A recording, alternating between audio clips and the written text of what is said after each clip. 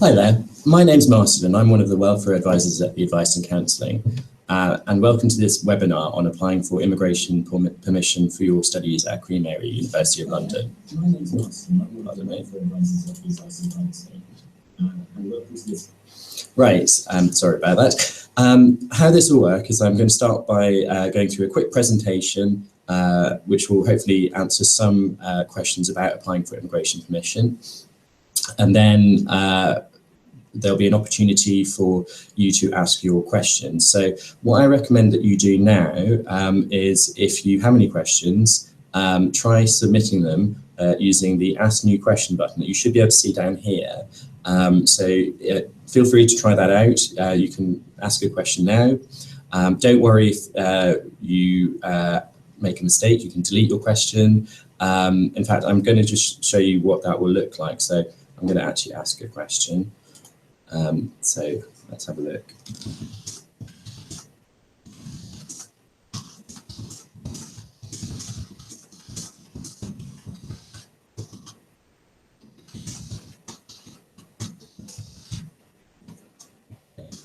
So, right, I've just submitted the question, how much money do I need to show in my immigration application?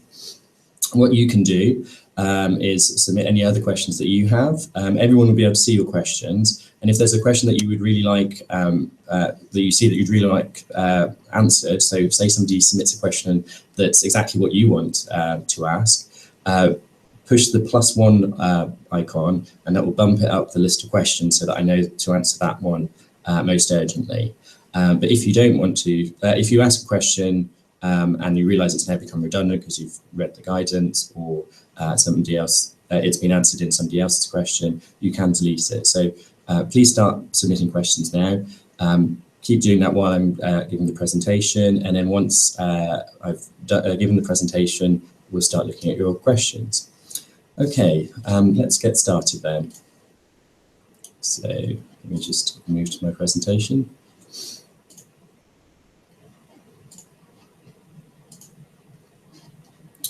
So hopefully my PowerPoint's now visible.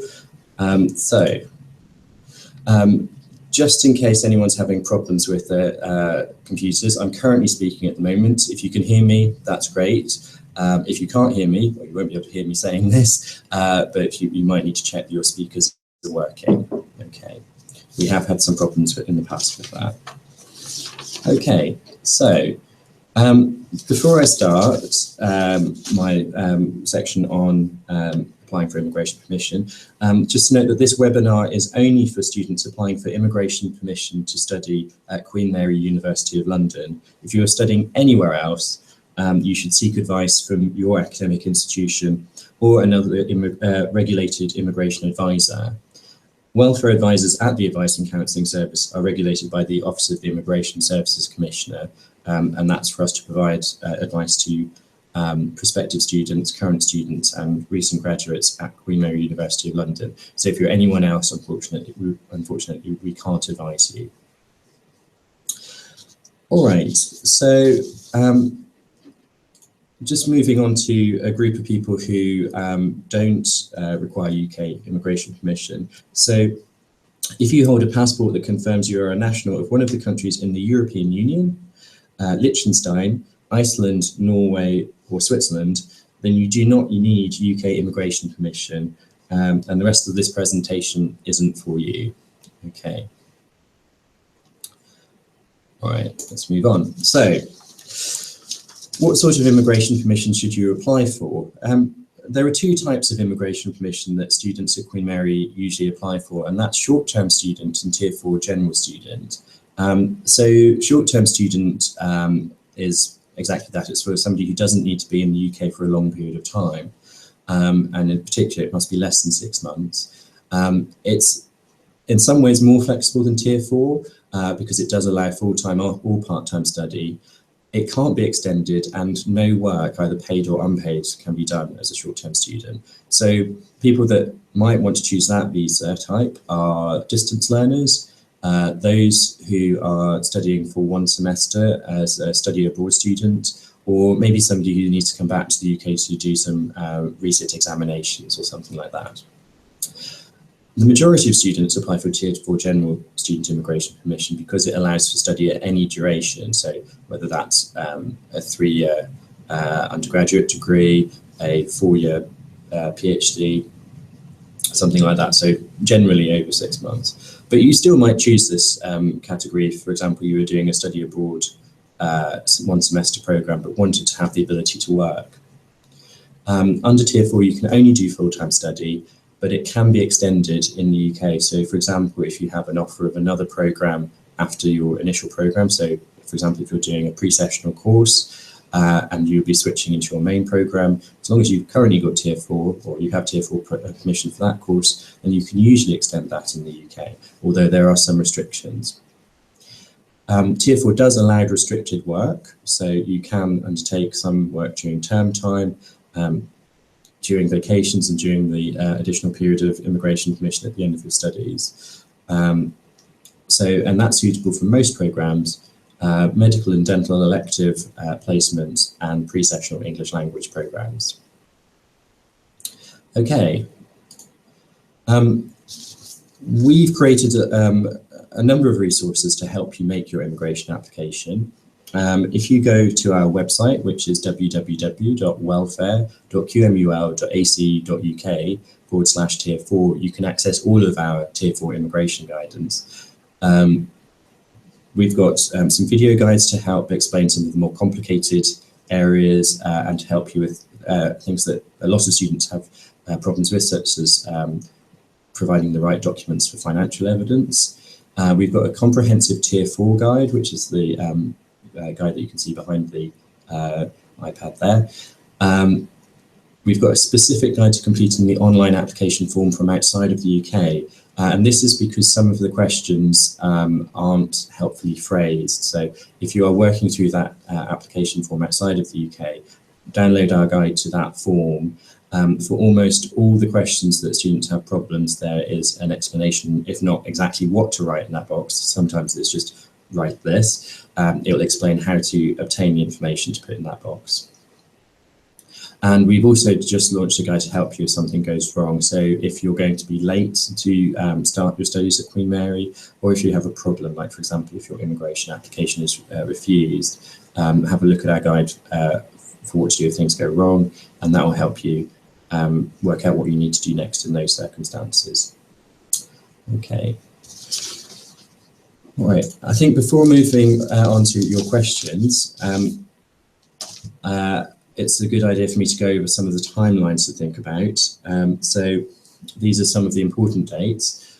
It can take around about, well, if you're needing to show financial evidence, the money that you must show must have been in your account for 28 days, and you must have that before you can make your immigration application. If you are doing a subject that leads to a postgraduate qualification in science, technology, engineering, or maths, you may be required to undertake a security clearance called through a scheme called the Academic Technology Approval Scheme, and you might need a certificate which is called an ATAS certificate. If you haven't got your CAS, so if you've only just met the your conditions of your offer, or if you've not applied for your CAS, that can take around about a week to issue, depending on the complexity of your situation. So just be aware that that's not necessarily an instant process. And then finally, the visa application can take around 3 weeks. That's the service standard for applications made outside of the UK. Depending where you're applying, there may be services that allow you to apply for immigration more quickly. So I know, for example, in the States, there's a super premium service or priority service that will allow you to potentially make an immigration application in 24 hours in certain circumstances. You'll also need to think about when you'll get your certificates and transcripts if you don't have those already, and also think about how much time you need to actually travel to the UK. So what I recommend you do is construct a timeline working back from the 19th of September, which is the start of the academic year. And it is better if you can arrive on time for that 19th of September, because that's when induction programs and welcome to the university will happen. And if you're not able to attend that session, you might miss out on important information and it might be quite hard to catch up. So I would say do try to arrive for the 19th of September. The majority of students coming to Queen Mary arrive on the weekend of the 17th and 18th of September, and there are welcome programs if you're living on campus. That's known as Moving In Weekend. There will be people at Heathrow Airport arranging transfers to the Queen Mary main campus as well, which you can book onto.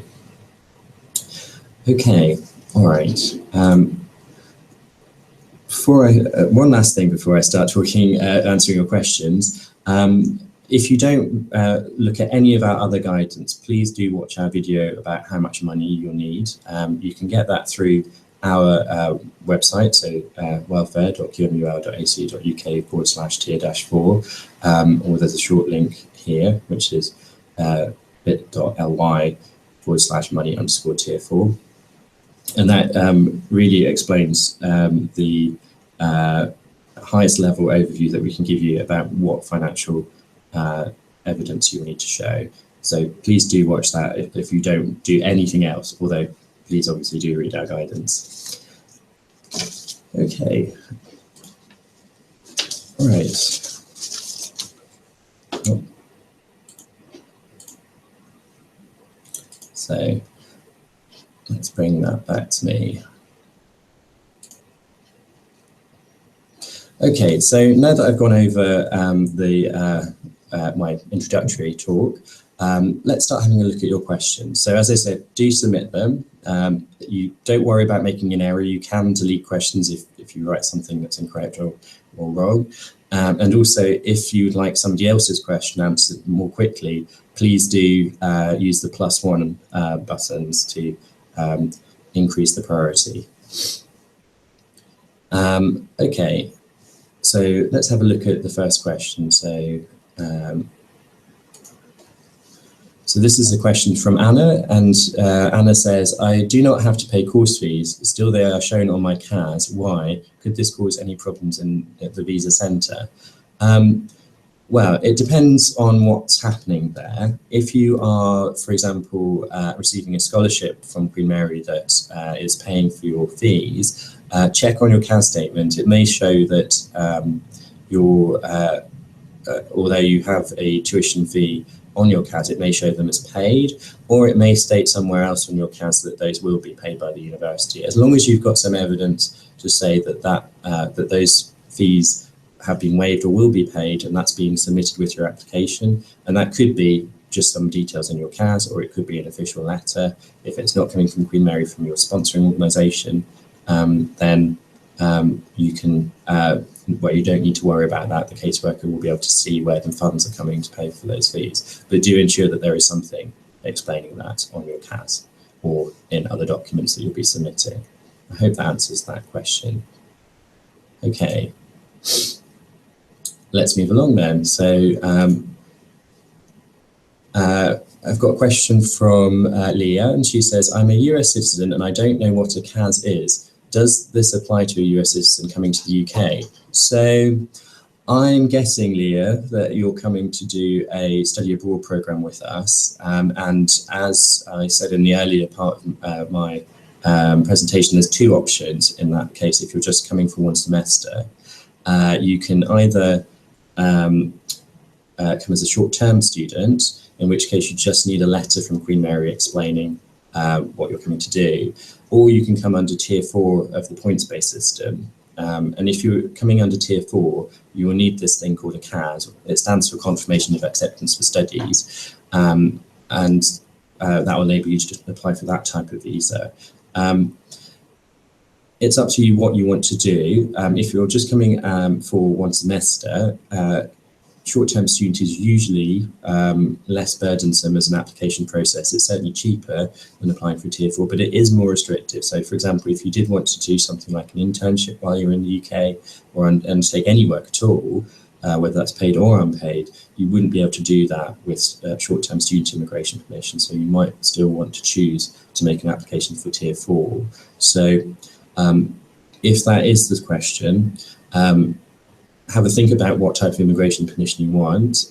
If you decide that short-term student is fine, then you should just be able to apply using the letters that Queen Mary sent you inviting you. And by apply, you might not necessarily have to apply before you travel to the UK if you're a US national, because US nationals can often apply for certain types of immigration permission on arrival, but you would still be making a type of immigration application when you get to the UK for short-term student immigration permission.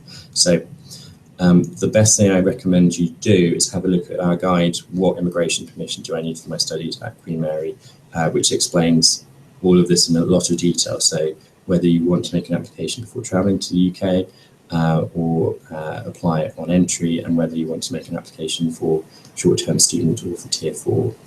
Okay, I hope that answers that question. I suspect that's the situation, but if not, please do ask a further question. Okay. Okay. Okay, thanks, Leah. Okay, let's let the next one. So I've got a question from Gulnara, and she says, I have passed IELTS academic. Will this certificate enable me to get a visa to start a PhD at Queen Mary University of London? So I think this is possibly a question relating to the difference between IELTS academic and IELTS UKV and I. So at the moment, depending what you're studying, there are different requirements for English language. Now, the good news is if you're studying at degree level or above, so that would include a PhD, an IELTS academic certificate is absolutely fine. Queen Mary can certify your English language on that basis. If you were studying something below degree level, such as a foundation program, then you would need the other type of IELTS, the IELTS UKV and I. But if you're doing a PhD, that's above degree level, so the IELTS academic certificate should be sufficient. But you should check that whatever you're providing meets the offer that has been given to you by our admissions department. I hope that answers that question.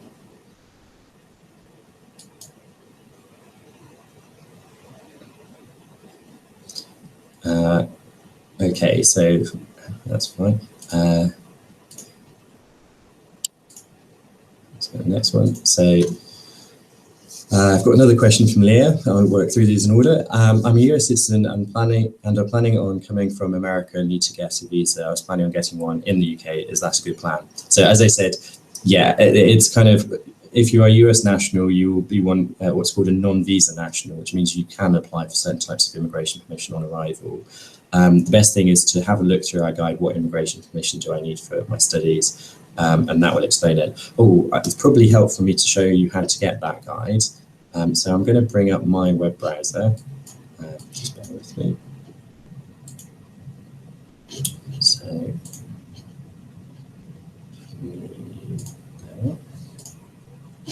So this is the Advice and Counselling Service website. So www.welfare.qmul.ac.uk.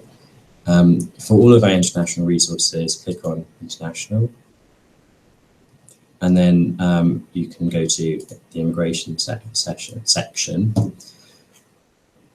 So this is our guide, What Immigration Permission Do I Need to Study at Queen Mary? And this goes through in a lot of detail who needs UK immigration permission. So as I said at the beginning, those who are EEA or Swiss nationals don't need UK immigration permission. It also goes through who is a visa national. There's a big long list of the visa nationals. And also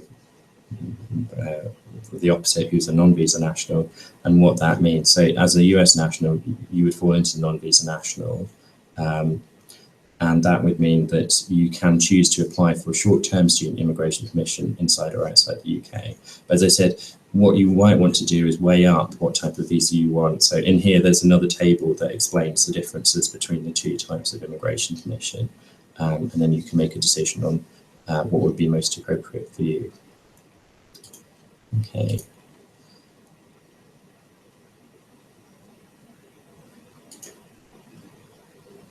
Okay, so we've got a question from Edwin, and Edwin says, you've mentioned that there will be transport arranged by the university from Heathrow to the main campus. How do I go about making a booking? And is there transport from Heathrow to the campus at Lincoln's Inn Fields? I have to say, I'm not sure about this because I'm not arranging it, but the best place to go is the international student welcome web pages. Let me just find that.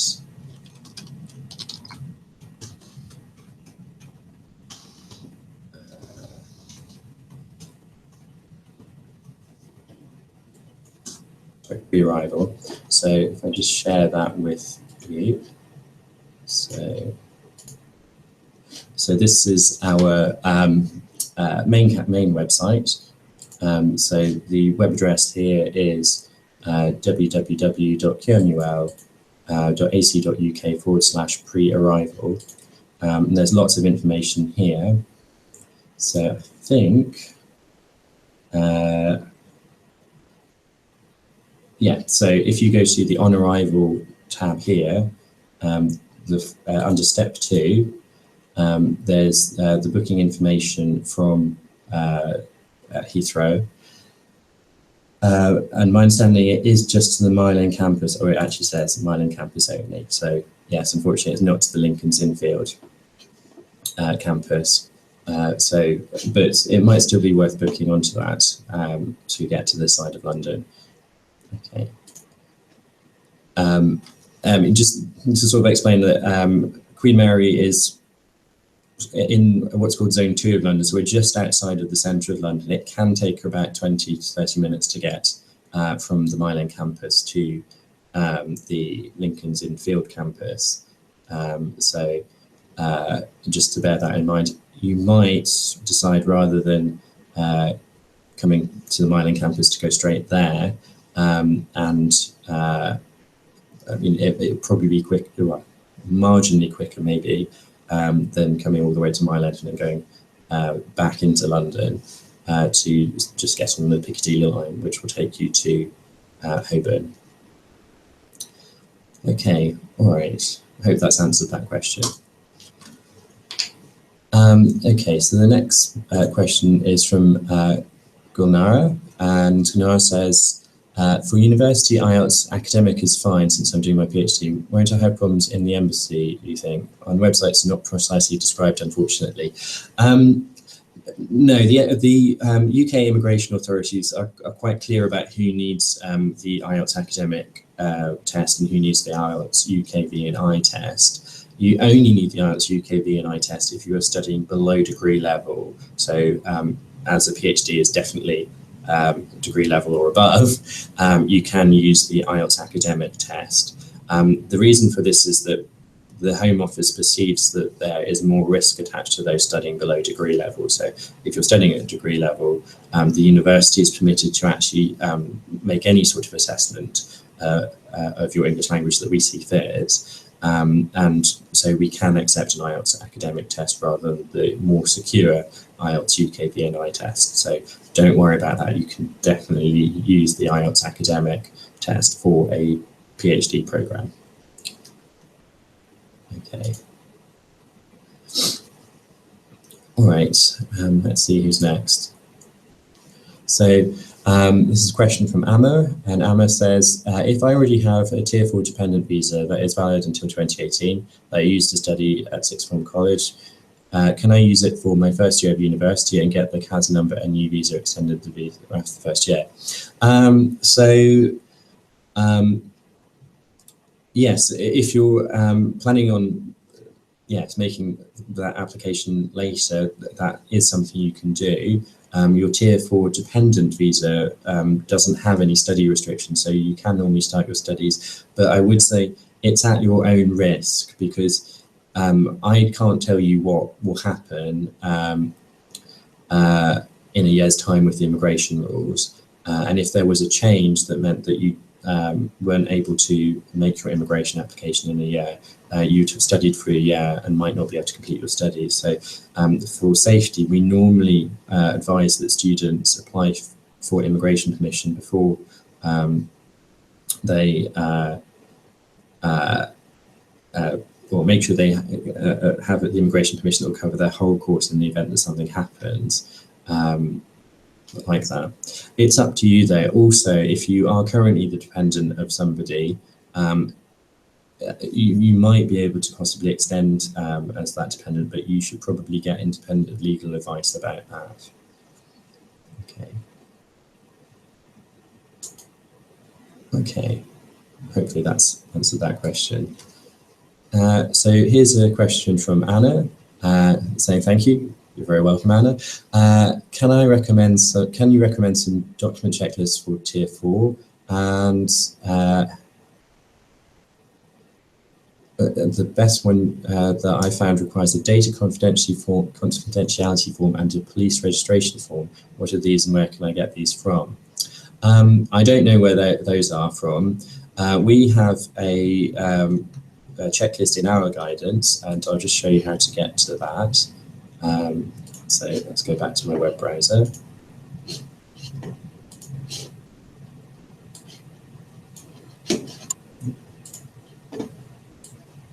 One minute.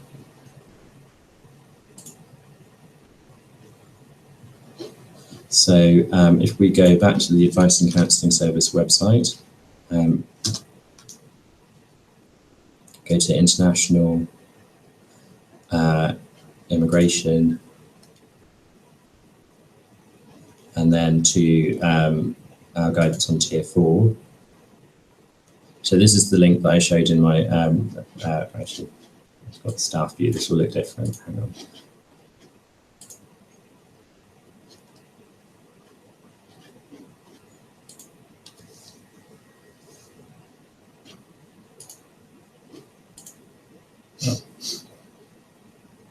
There we go. So that's what it will look like to you.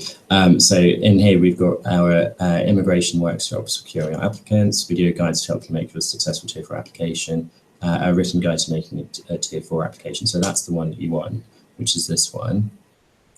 And in here, if you look through the checklist, through the contents, there's the application checklist. Now,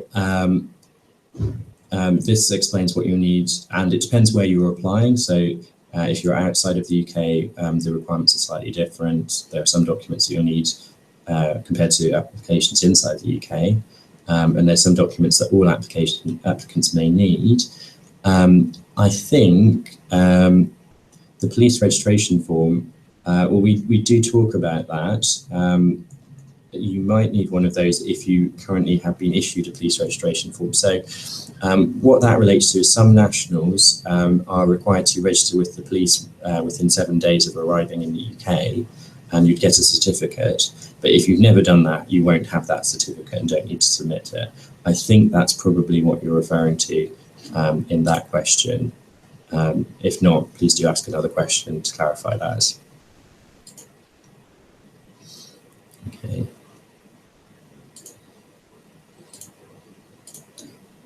Tidy these up. Okay, so I have another question from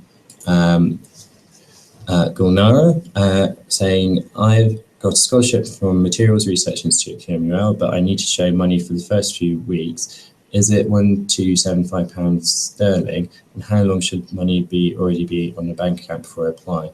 Like 1 month prior to application. So if it depends on your circumstances. So if you've got a bursary and a scholarship, so if the university is paying, or you are being paid by a sponsoring organisation for your living expenses and your tuition fees, and you're receiving more than £1,265 a month, or will be, as part of your bursary, then you wouldn't normally need to show any money yourself. But if your funding package doesn't do that, say it only pays your tuition fees or part of them, you'll need to show that you've got the money for your remaining tuition fees, and also that you've got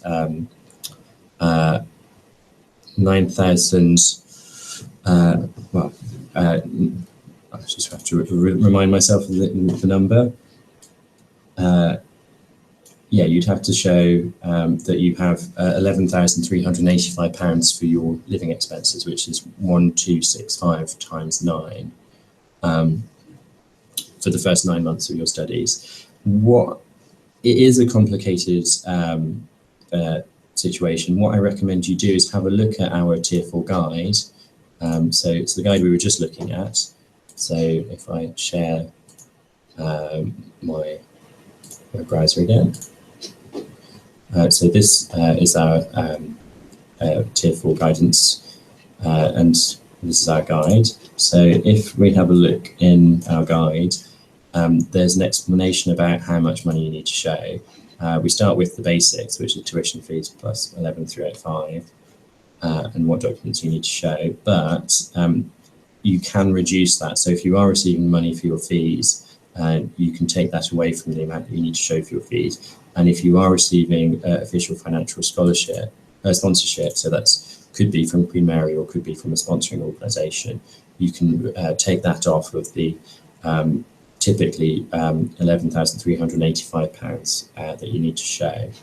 And if you're receiving a partial scholarship, because we've been getting questions about this, we've actually got a worked example at the back of our guide that explains how to work out how much money you need to show if your scholarship only covers part of your living expenses. Okay. I hope that's answered that question. If not, please do follow that up with a further question to clarify. Okay. Right. So the only question I've got left is my question.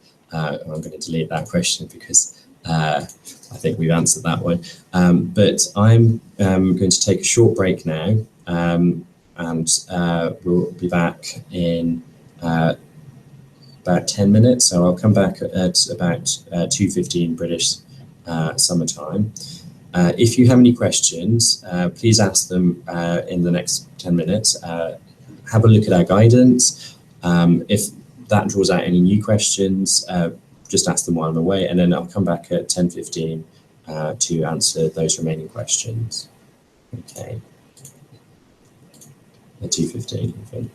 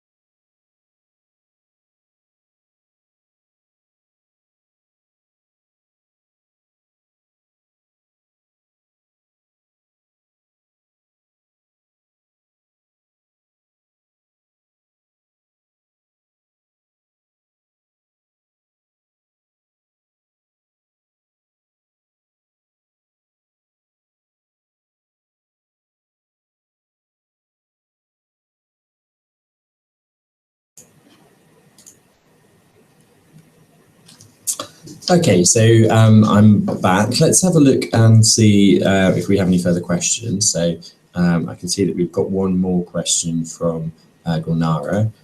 So let's have a look at that one. So Gulnara says, there are no tuition fees. I got full scholarship from Queen Mary University of London. In my offer letter, it is written that I will need to show money only for the first few weeks that cover my living costs. And it's written in MISA as well. How does it work in this case? So I think possibly that information is actually practical for your benefit. It's not actually related to your immigration application. And that's because your the bursary part of your funds will only be provided from when you have enrolled. So from the point where you are in the UK, you won't actually have access to that money until you've managed to enroll. So I think that's why that says that on your offer letter.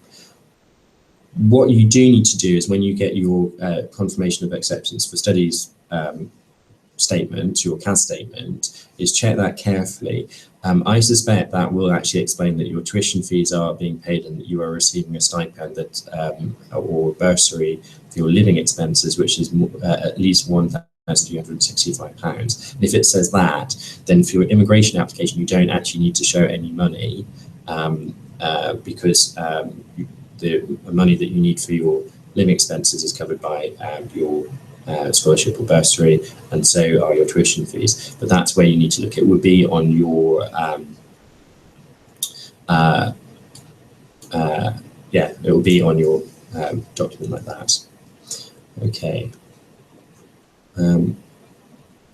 Right. So hopefully that's answered that question. Right. Again, if there is still something unclear, please do type in another question. Okay, the next question is from Anna, and Anna says, "Dear Martin, it's very helpful. It's a very helpful tutorial. Thank you. You're welcome. Is it possible to write you an email later, just in case some unexpected questions appear?" So you can contact the Advice and Counselling Service. You might not get an answer from me directly because there are actually 7 welfare advisors in the Advice and Counselling Service who can provide immigration advice, plus our frontline team who know our guidance very well. If you do have another question between now and next Thursday, because there will be a final webinar next Thursday as well, so you might actually get a quicker answer next Thursday. But if you have a question that you need to answer before next Thursday, or if after next Thursday you have a question, the best thing to do is to contact our frontline team, and I can show you how to do that. So if I get my web browser back up again, screen 2. Okay, so if you go to the Advice and Counselling website, which is www.welfare.qmul.ac.uk, and then go to Opening Times and Contact, you can contact our frontline in a number of ways. You can either phone us during our opening hours, so our phone number is here, or you can send us an email through our web query form here. And if you do send us an email, we prefer you to use that form. We don't give out a direct email address because we do need certain information from you so that we can create a file to record the advice that we give you. And just to say that anything you say to the Advice and Counselling Service through either on the telephone, through the web form, or in person is treated confidentially. We don't even share information about students outside of the service, so you can be confident in asking us any questions. Okay, hopefully that's explained that question. I mean, the other reason why I'm not going to give you my direct contact details is I may be on holiday for some of the summer, so you might need to, one of my colleagues will pick up your email in my place. Okay. All right. So I think that's everything, all the questions that we've had so far. So I think I'm just going to finish with some general information. I'm going back to PowerPoint. So One thing you can do to stay up to date is you can follow our Twitter feed. So we have a special Twitter feed for international students, which is QMUL into Vice. And we also do have a Facebook presence, and that's for all of students, which is facebook.com/QMACS. And you can like us or follow us on those two platforms. Okay, so as there are no more questions, I think it's probably the time to finish the session. Thanks for everybody for being so engaged and asking sensible questions or interesting questions. And I'm sure lots of people appreciated those who were brave and asked questions on behalf of everybody. We will be running our final session next Thursday, again at 1:30 p.m.